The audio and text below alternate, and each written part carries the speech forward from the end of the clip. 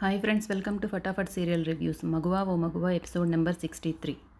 విజయమ్మ నాన్నను చూసి చంటి ఆశ్చర్యపోతాడు. తనకి మాట్లాడలేడు, నడవలేడని వాళ్ళ మనవరాలు చెబుతుంది. అప్పుడు పెద్దవాళ్ళ ఆశీర్వాదం తీసుకోవాలని ఆ పెద్ద ఆయన దగ్గర ఆశీర్వాదం తీసుకుంటాడు చంటి. అప్పుడు ఆ పెద్ద ఆయనకి కార్తికేయ ఆశీర్వాదం తీసుకున్నట్టే ఫీలింగ్ వస్తుంది. తర్వాత చంటి కూడా ఇంటికి బయలుదేరుతాడు. ఇంటి దగ్గర గేటు దగ్గర సింధూర చంచలమ్మ ఇద్దరు వెయిట్ చేస్తూనే ఉంటారు కదా. అప్పుడు ఫస్ట్ బసవ వస్తాడనమాట. బసవాని చూసి బసవ ఇలా రా అని పిలుస్తారు. అయ్యో అమ్మగారు, ఇంకా అమ్మగారికి నిజం చెప్పాల్సి వస్తే అందరినీ కొరడాతో నాతో కొట్టిస్తూ ఉండేవాళ్ళు, ఇప్పుడు నన్ను నేనే కొట్టుకోవాలేమో అని భయపడుతూ వెళ్తాడు. ఎక్కడికి వెళ్ళావురా అని అడుగుతుంది. పక్కూర్లో జాతర జరుగుతుంటే వెళ్ళొచ్చానమ్మా అంటాడు.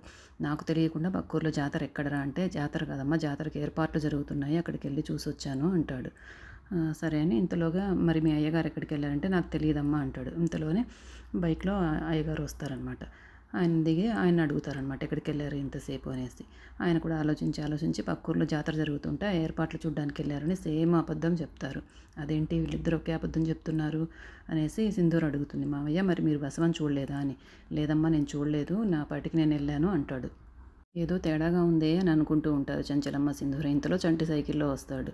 చంటిని చూసి చంటి ఇలా రా అని పిలుస్తారు. చంటి భయంగా వస్తాడు. వీళ్ళిద్దరు ఏం చెప్పారో, ఇప్పుడు నేనేం చెప్పారో, వీళ్ళేంటి అలా నుంచున్నారు అందరూ అనేసి భయపడుకుంటూ వెళ్తాడు. చంచలమ్మ అడుగుతుంది ఎక్కడికి వెళ్ళావు ఇంతసేపు అనేసి.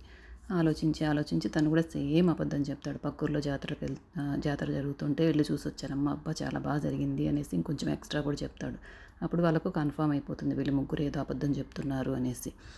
అప్పుడు చంచలమ్మ, ఒరే చంటి, నా కళ్ళలోకి సూటుగా చూస్తూ ఎక్కడికి వెళ్ళావో నిజం చెప్పురా అంటుంది. అప్పుడు చంటి, నేను మీతో అబద్ధం చెప్పలేనమ్మా, సాయంత్రం ఈ బీసాలైనా బసవ ఏదో గుసగుసలు ఆడుకుంటున్నారు, వీళ్ళిద్దరూ ఎక్కడికి వెళ్తున్నారు అని అనుమానం వచ్చి వాళ్ళ వెనకాలే నేను వెళ్ళానండి. ఈ మీసాలైనా విజయమ్మ భర్త ఆదినారాయణ గారు ఇద్దరు ఒక చోట కలుసుకొని మందు కొట్టారండి అని చెప్పేస్తాడు. అందరూ ఆశ్చర్యపోతారు అక్కడ. అప్పుడు చంచలమ్మ, మీరు మందు తాగారా అని అడుగుతుంది. లేదు అని చెప్పబోతారు. అప్పుడు చంటి, లేదండి, మీసాల ఆయన తాగలేదు, ఆయన ఫ్రెండు ఆదినారాయణ గారు ఫుల్గా తాగి పడిపోయారండి అని చెప్తాడు. వీళ్ళిద్దరూ ప్రతి ఆదివారం ఎవరికి తెలియకుండా కలుసుకుంటారంట అండి. ఇది ఎప్పటి నుంచి జరుగుతుందండి అని అడుగుతుంది చంచలమ్మ.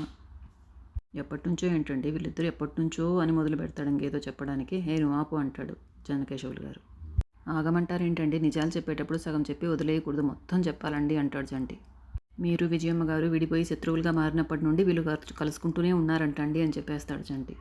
అయినా వాళ్ళిద్దరూ ఇలా దొంగచాటుగా కలుసుకోవడానికి మీరే కారణమండి అంటాడు చంచలమ్మతో. వాళ్ళు ఇలా చేయకూడదంటే విడిపోయిన మీరిద్దరూ కలిసిపోవాలండి అంటాడు. తర్వాత చంచలమ్మ చెన్నకేశవులు గారితో, మీరిద్దరూ అలాగా కలుసుకోవడం తప్పేమీ లేదండి, మా శత్రుత్వం వల్ల మీరు విడిపోవాలని ఏమీ లేదు, నేను అలా కోరుకోను అంటుంది. ఇక తర్వాత తెల్లవారుతుంది. సింధూర ఒక చోట కూర్చొని హాల్లో పువ్వులన్నీ కడుతూ ఉంటుంది. చాముండి వాళ్ళమ్మ, రవిబాబు వాళ్ళమ్మ అటు వెళ్తూ చూసి దీనికి భక్తి ఎక్కువే వదినా అనుకుంటారు. భక్తి కాదు, భక్తి ఎక్కువ అని నటిస్తూ బిల్డప్ ఇస్తూ చంచలమ్మను బుట్టలో వేసుకోవడానికి ప్రయత్నిస్తుందని సింధూర వినపడినట్టే సింధూరకి మాట్లాడతారు వాళ్ళు. అప్పుడు చంచలమ్మ గారింటికి ఒక పూజారి ఇంకా కొందరు ఊరి పెద్దలు అక్కడికి వస్తారనమాట. చంచలమ్మ గారు రండి అని కూర్చోబెట్టి, ఏంటి ఇలా వచ్చారు, ఏదైనా విశేషమా అని అడుగుతుంది. వచ్చే వారం మన గ్రామదేవత ఉత్సవాలు జరిపిస్తాము, సంవత్సరము ఈ జాతరకి మీరు విరాళాలు ఇస్తారు కదా, ఆ విషయం గుర్తు చేద్దామని వచ్చామమ్మా అంటారు. వాళ్ళకి పెద్ద మొత్తంలోనే విరాళం ఇస్తుంది చంచలమ్మ. తర్వాత సింధూరను చూసి ఆ పూజారి గారు పెద్ద మనసుతో, అందరికీ దాన ధర్మాలు చేసి మీ కుటుంబానికే ఆ దేవుడు అన్యాయం చేశాడమ్మా అంటారు.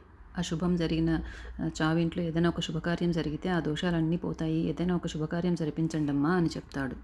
చంచలమ్మ ఆ విషయం గురించి ఆలోచిస్తూ కాసేపు కూర్చుని తర్వాత నవీన్ని పిలిపించండి అని చెన్నకేశవులు గారితో చెప్తుంది. నవీన్ ఇప్పుడెందుకు అని అంటారు ఆయన. ఇప్పుడు ఈ నవీన్ అనే కొత్త క్యారెక్టర్ ఎవరో మనకు తెలియదు ఇంకా. ఈ నవీన్ ఎవరమ్మా అంటూ చాముండి వాళ్ళమ్మని అడుగుతుంది. మా వదిన గారికి చిన్నప్పటి నుండి అనాథలను చేరదీయడము అలవాటే కదా, ఆ ఒక అనాథే ఈ నవీను అంటుంది.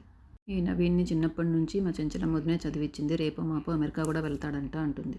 తర్వాత కార్తికేయ ఫోటో ఉన్న చోట కార్తికేయ ఫోటో ఉండదనమాట. అది చూసి చంచలమ్మ అందరినీ పిలుస్తుంది. ఎవరు తీశారో, నాకన్నా ఈ ఫోటో అక్కడ లేదు, ఉండాల్సిన ప్లేస్లో, ఏమైంది అనేసి అందరినీ కోపంగా అడుగుతుంది.